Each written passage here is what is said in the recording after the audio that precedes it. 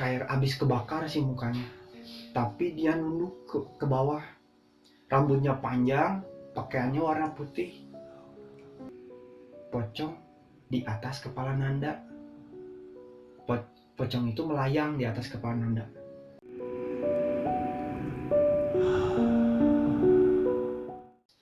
Halo teman-teman, jumpa lagi bersama saya Uwai di channel Pusara Waktu. Seperti biasa, kita akan menyuguhkan kisah misteri dan kisah horor yang pastinya menarik dan pastinya kalian suka. Nah, kali ini kita sengaja nih datang ke salah satu rumah narasumber yang kebetulan narasumber ini adalah teman saya juga.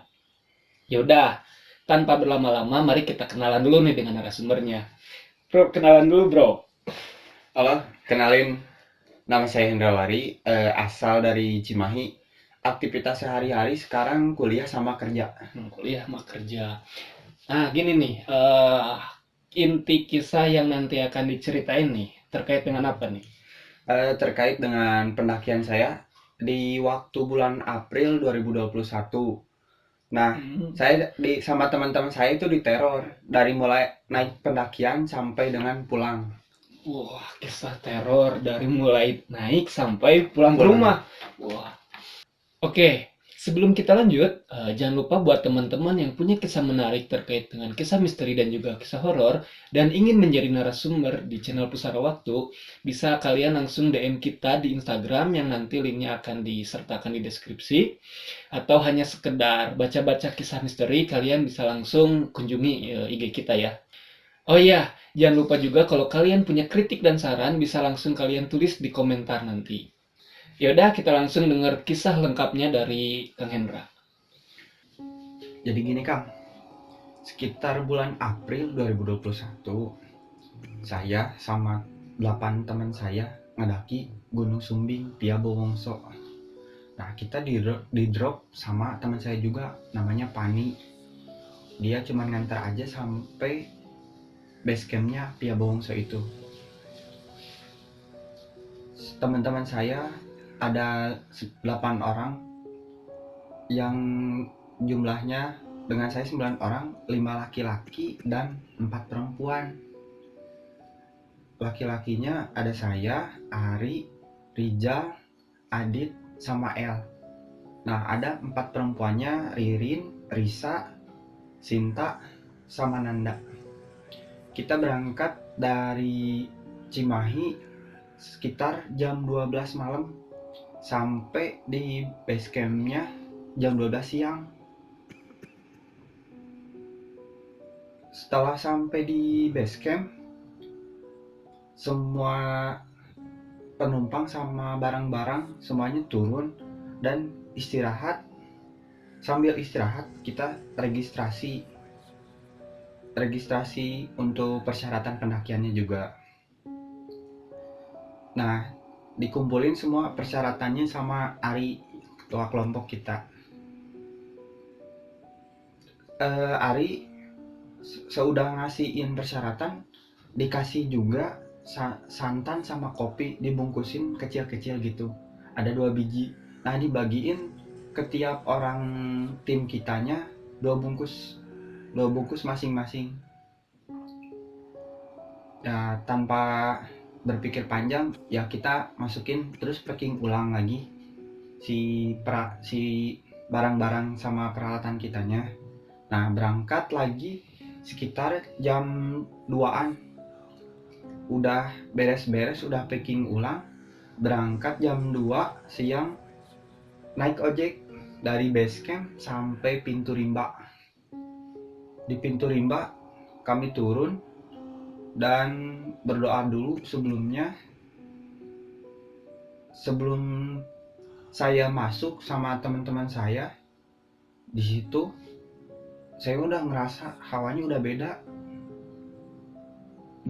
Mulai dari base camp sampai ke pintu rimba itu, saya hepan aja gitu sama teman-teman saya, biasa aja gitu. Jadi nggak ada ngerasa yang aneh-aneh di perjalanan di ojeknya, malah seru gitu, rame. Tapi setelah saya masukin gaburannya yang terbuat dari bambu itu kan kecil ya, seadanya. Tah di situ saya udah ngerasa beda, kayak udah rame gitu di situnya. Walaupun emang banyak pendaki lain juga yang sama-sama saya gitu, jalan. Sampai di pos gardu pandang kita istirahat. Jadi perjalanan saya turun dari ojek trekking sampai ke pos gardu pandang. Di pos gardu pandang kita istirahat sebentar, langsung lanjut lagi menuju pos 1.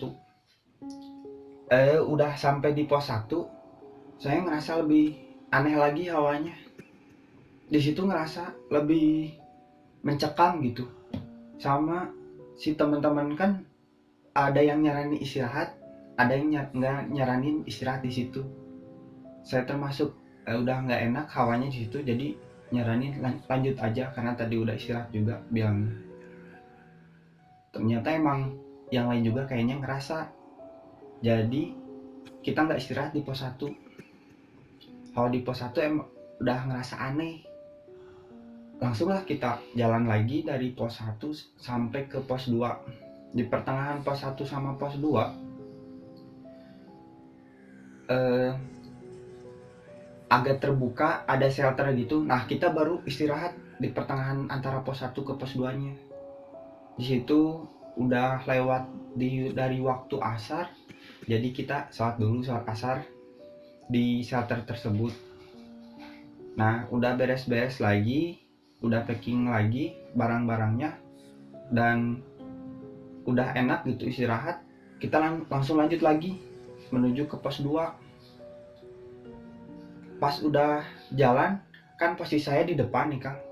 Sekitar jam 5-an, sebagian teman-teman saya kebanyakan cewek di belakang saya. Nah, saya paling depan posisinya waktu itu.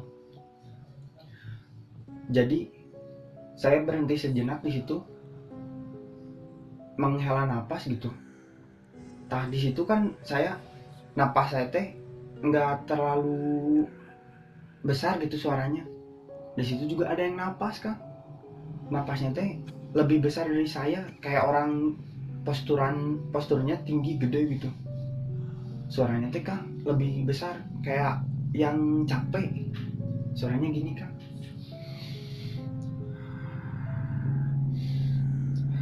Itu posisinya tepat di samping saya Kang. Sebelah saya itu padahal gunungan tanah, jadi nggak mungkin gitu. Dan di situ posisinya cuma saya yang di depan, yang nggak ada pendaki lain juga. Saya udah ngerasa udah mulai mentalnya tergerus gitulah, menciut. Langsung jalan aja, langsung jalan lagi menuju pos 2. Di situ saya nggak pikir panjang, udah nutupin aja, tapi nandain tempat itu. Jadi tempat itu kayak ngerasa di situ nggak adaan gitu.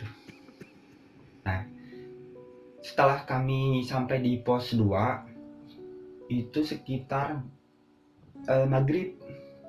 Jadi di situ kita salat maghrib, istirahat, sama makan dulu, isi perut. Bablas Kang di situnya.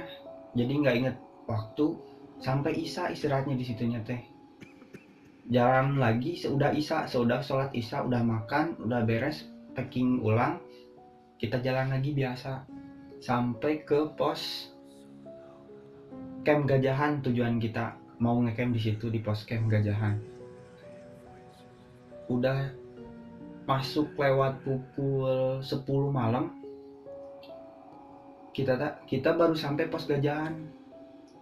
Pas di perjalanan, temen saya Sinta, dia kayak udah ngerasa berat pundaknya, jadi pelan-pelan jalannya. Tiap 5 langkah minta break, tiap berapa menit sekali minta break. Saya geram di situ, langsung minta buru-buru aja. Bertiga, saya, Rijal, sama El duluan nyari tempat camp. Nah, dapatlah di tempat camp di pos Gajahan itu. Waktu udah pukul 10, kita baru buka tenda. di situ di pos camp Gajahan. Nah, kita sebelum tidur langsung makan dulu, ngobrol-ngobrol dulu sebentar, terus apa namanya ya,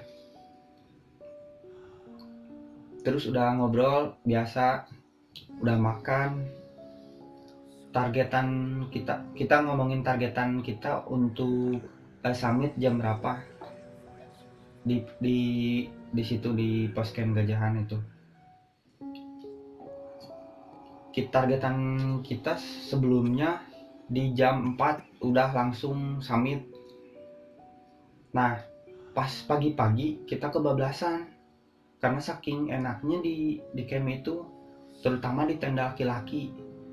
Padahal kan tendanya tuh emang isinya cuma 5 orang ya, tapi di tenda itu emang kapasitasnya juga emang 5 orang. Nah, si tendanya itu hawanya emang beda, jadi anget itu lebih kayak ngerasa di situ bukan 5 orang yang ngisi tapi banyak kan. Pas di tenda kita mager-mageran, jadi ngaret lah, baru summit sekitar jam 8-an, molor banget waktunya. Kita summit dari jam 8 menuju pos 3 biasa sih, jadi karena emang udah kehitung siang jadi panas gitu. Biasa sampai ke pos 3, istirahat sebentar, lanjut lagi ke puncak. Sampai di puncak, sebagian teman saya ada yang ikut lagi menuju puncak Raja Wali. Nah, saya sama Ari sama Nanda bertiga berhenti di puncak Garung aja, jadi nggak ikut ke puncak Raja Wali. Sampai di puncak, nah kita biasa foto-foto, terus istirahat, dan emang pemandangannya emang alhamdulillah lagi bagus, nggak ada badai. Nah, kita turun lagi sekitar siang jam 10-an. Kita turun dari puncak siang, terus udah bareng itu, udah kumpul lagi si anggota yang tadi ke puncaknya, udah kumpul, turun ke camp lagi untuk persiapan pulang dari camp, packing, istirahat sama makan. Kita turun dari pos camp Gajahan sekitar jam 2-an. Nah, jam 2 siang turun. Target kita tuh pas sampai base camp sebelum maghrib lah, tapi karena ngaret jadi pas maghrib itu cuman sampai pos 2, belum sampai base camp. Di pos 2 kita istirahat karena waktunya itu udah nunjukin maghrib. Kita istirahat, sholat maghrib, makan lagi di situ. Terus ya karena sambil nungguin yang lain masak, waktunya juga sampai isya. Nah, kita sholat isya dulu di situ. Sudah makan, udah sholat isya, kita baru turun lagi. Nah, dari posisi di situ, pada nggak mau ada yang posisi yang paling depan. Nah, jadilah Rizal yang paling depan. Yang posisi kedua Ririn, posisi ketiga Sinta, terus selanjutnya Risa. Nah, selanjutnya lagi saya, belakang saya Adit, belakang Aditnya Nanda, terus terakhir Ari posisinya dari pos 2 itu. Karena kebetulan saya nggak mau di depan itu karena udah nandain seudah pos 2 itu posisi yang tadi kan, yang ada sosok itu. Nah, saya nggak mau di depan. Di situ kita turun, Rizal itu nyenternya agak kemana-mana, jadi kurang fokus gitu ke trek. Sampai dia nyenter ke atas juga, nggak tahu emang gimana, penasaran atau gimana, Ririn ngeliat sosok di situ di antara pos 2 menuju ke pos 1 itu Kang. Dan yang melihat lagi sosok itu adalah Nanda, belakangnya Adit. Jadi yang melihat itu yang posisi kedua sama posisi ke sebelum terakhir, yang cewek berdua Nanda sama Ririn yang di depan.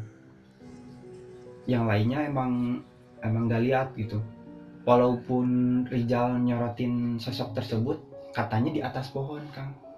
Sosoknya itu cewek, kayak ngegantung gitu di atas pohon. Nah dia ngebalik badan jadi nggak kelihatan mukanya kayak gimana. Ya bisa disebut itu kuntilanak Kang.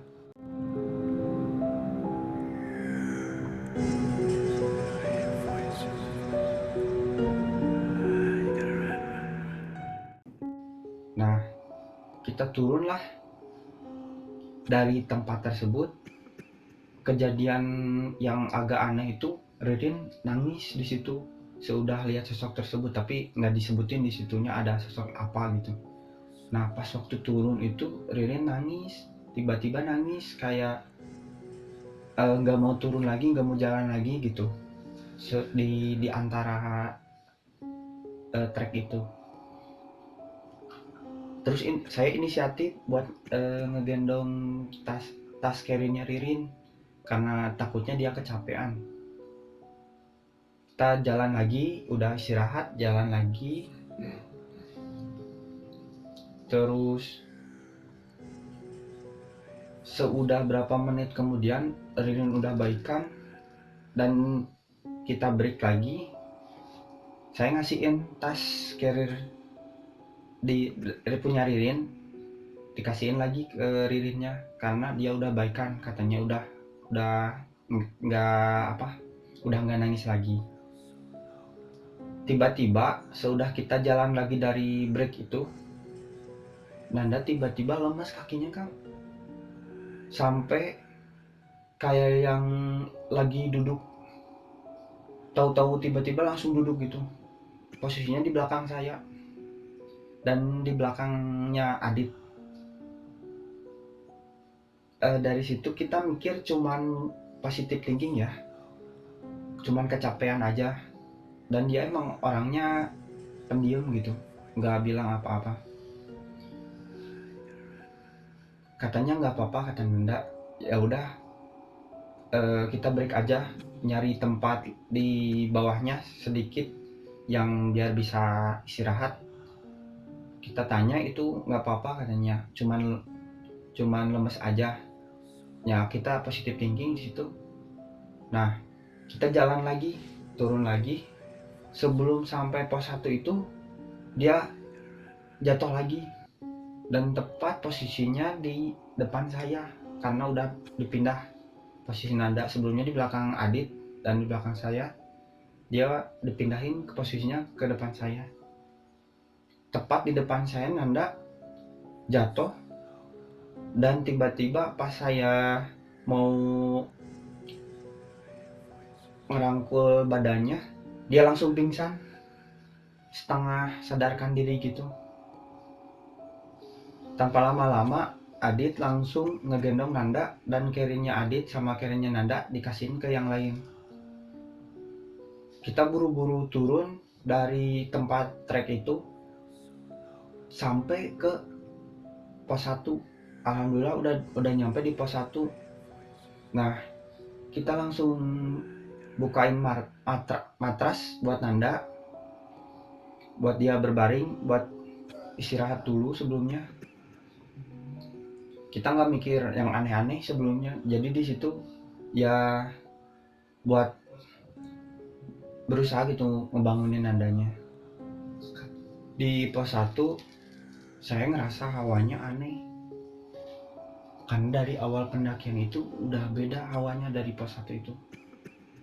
Pohon-pohonnya emang agak tinggi, nggak terlalu tinggi, tapi waktu gelap itu benar-benar suasananya sangat-sangat sepi, sunyi. Hanya pendaki tim kita aja di situ bersembilanan, termasuk saya. Nah, pas semua diem, nggak ada yang ngomong sepatah kata pun. Di situ langsung kerasa banget panas di sekitar situnya.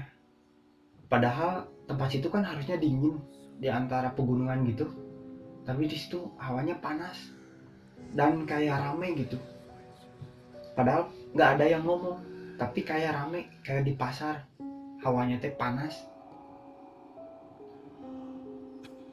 Kita udah mulai berpikiran aneh di situ semuanya, dan Nanda pun udah nggak sadarkan diri. Semuanya otomatis langsung panik. Buru-buru lah kita langsung turun. Adit langsung gendong lagi Nanda. Tujuan kita di situ langsung sampai ke pos gardu pandang. Sebelum pos gardu pandang, Adit udah lemes, udah capek.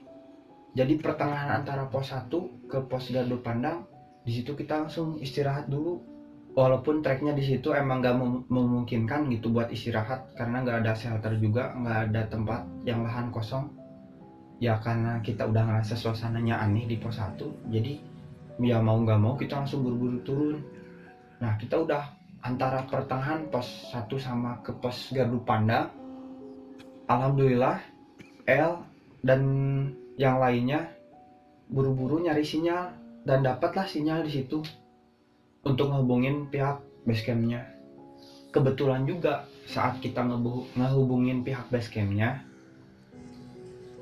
kata di pihak basecampnya itu adminnya bilang lagi ada acara yang lain, dan otomatis dia juga ada kesibukan, enggak langsung ibaratnya reaksi langsung buat datengin kita. Ada laporan dari pihak basecampnya, katanya langsung udah disampaikan ke yang lain, ke teman-temannya. Nah kita di situ alhamdulillah gitu udah ngerasa lega gitu, ada yang bisa nolongin karena kondisinya udah darurat. Kita nyangkanya positive thinking di situ, Nanda hanya gejala lemes dan sakit biasa gitu. Pas udah lama kelamaan dia mulai sadarannya udah hilang, udah nutup, kayak sebagian matanya udah ketutup gitu, nggak bisa dibangunin. Kita lebih panik lagi di situ dan nyangkanya kita hipotermia dia. Semuanya udah panik. Ririn punya blanket dari bahan aluminium foil langsung dibuka dan ditutupin sama badannya Nanda sama dari tim ceweknya. Semuanya udah doa dan teriak-teriak ke bawah, semoga ada yang bisa nolongin gitu. Alhamdulillah juga di saat itu nggak lama kemudian ada 3 orang ojek naik dari bawah sampai ke lokasi kita. Di situ ojeknya nanyain ke kita, udah berapa lama ini? Ya tim kita ngejawab, ini baru dari pos sebelum pos 1 mau ke pos 1, udah lumayan lama juga kita nungguin. Nah di situ ojeknya nanyain ke kita, ada yang masih bawa santan dan kopinya. Saya langsung reaksi dan inget yang di bungkusan itu untuk dikeluarin lah di tas daypack saya yang kecil. Alhamdulillah nggak pecah dan masih utuh gitu si 2 bungkusan itu. Tukang ojeknya langsung minta ke saya si bungkusan itu, dan dipecahin lah si bungkusan itu di tangannya buat diminumin ke Nanda yang lagi terbaring lemas gitu, masih nggak sadarkan diri di situ. Di situ nggak terjadi reaksi apa-apa dan tukang ojek pun ikut panik. Dari situ tukang ojek langsung minta buat beresin barang-barangnya dan minta izin ke tim saya buat ngegendong Nanda sampai ke bawah. Kita dibagi 2 tim yang ikut ke bawah sama Nanda, nemenin Nanda sama tukang ojeknya. Saya, El sama Risa yang ikut sama tukang ojeknya ke bawah duluan, yang lain beresin tempatnya beresin semua carrier-nya lagi karena di situ udah berantakan. Saya ikut tukang ojeknya ke bawah. Di perjalanan menuju pos gardu pandang, tukang ojeknya minta gantian, kayak ngerasa dia bawa orang yang badannya nggak biasa gitu, berat. Padahal kan Nanda posturnya nggak terlalu kelihatan gemuk gitu ya, cuman badannya ngisi sedikit. Tapi tukang ojeknya sekitar 20 langkah bisa terhitung itu minta gantian sama tukang ojek yang lain buat gendongnya, karena kelihatannya udah capek gitu, udah keringetan, udah ngucur gitu. Nah, tukang ojek gantian terus menerus di situ, di trek buat ke pos gardu pandang. Udah gantian, udah setiap 10 langkah malah tukang ojek tuh minta gantian, kayak bawanya berat banget gitu. Alhamdulillah udah sampai pos gardu pandang. Di situ istirahat, Nandanya didudukin dulu. Di antara pos gardu pandang itu ada 2 pos. Yang satu posnya masih sederhana banget, terbuat dari bambu gitu.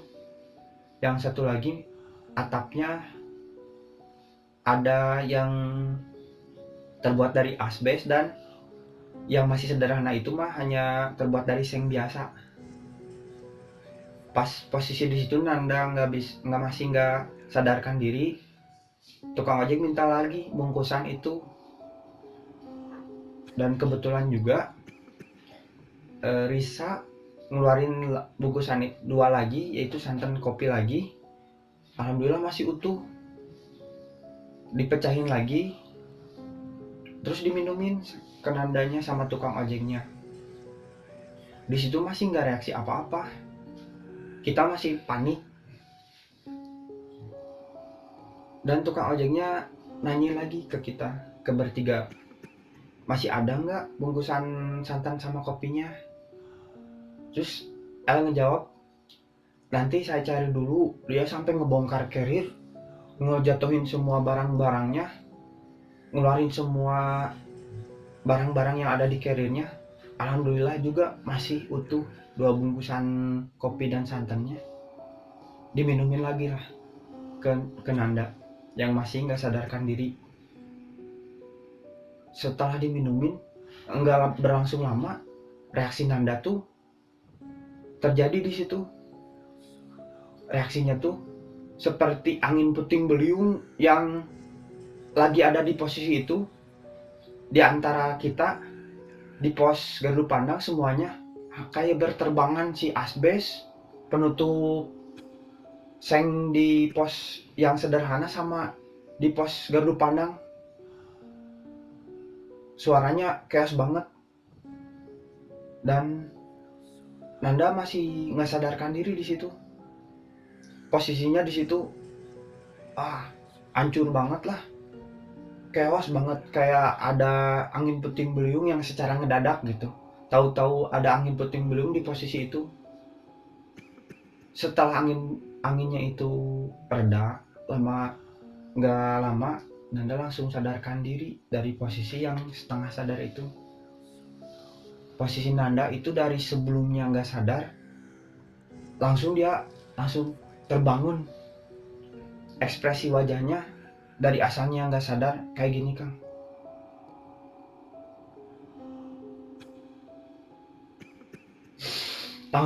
Dia langsung sadar kayak gitu.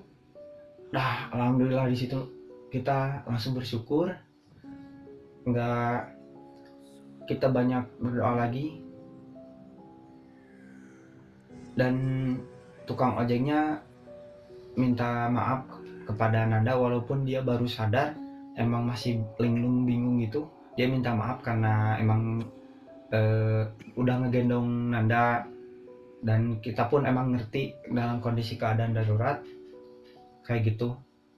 Dari situ kita nungguin lagi teman-teman kita yang masih di atas. Nah, sebagian dari tim ceweknya dibawa turun sama tukang ojeknya. dari pos gardu pandang, terutama Nanda duluan yang emang kondisinya lagi darurat di situ. Nanda dibawa sama tukang ojek sampai ke base camp duluan. Kita yang laki-laki harus jalan dulu lah dari pintu rimba, dari gardu pandang ke pintu rimba, karena tukang ojeknya masih kurang personil di situ. Jadi yang turun duluan itu yang dari ceweknya 4 orang dan yang cowoknya 2 orang duluan.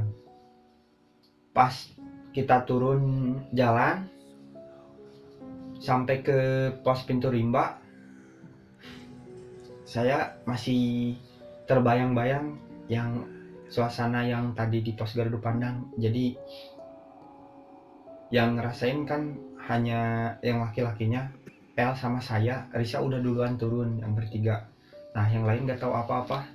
Saya buru-buru turun itu, langsung jalan cepet ke pos pintu rimbanya, ke parkiran Swadas namanya. Di situ langsung lega lah, bisa ngelihat lagi langit, udah kebuka lagi vegetasi, udah kelihatan lagi kebun warga. Di situ sampai ketiduran. Sebagian tim saya emang nggak ketiduran karena memang udah capek. Yang lain sambil nunggu tukang ojek. Setelah kita nunggu emang beberapa lama, tukang ojeknya udah kekumpul, udah lengkap. Jadi kita langsung turun sampai ke base camp. Sekitaran tengah malam itu sampai base campnya. Tim saya yang paling terakhir, yang laki-lakinya. Di situ istirahat seperti biasa dan cerita-cerita lah sedikit di situ. Nanda sama Ririn cerita emang di tempat yang Ririn sama Nanda itu sebelum kejadian itu, antara pos 2 menuju ke pos 1 itu ada sosok yang tadi yang bisa disebut kuntilanak ngegelantung di atas pohonnya.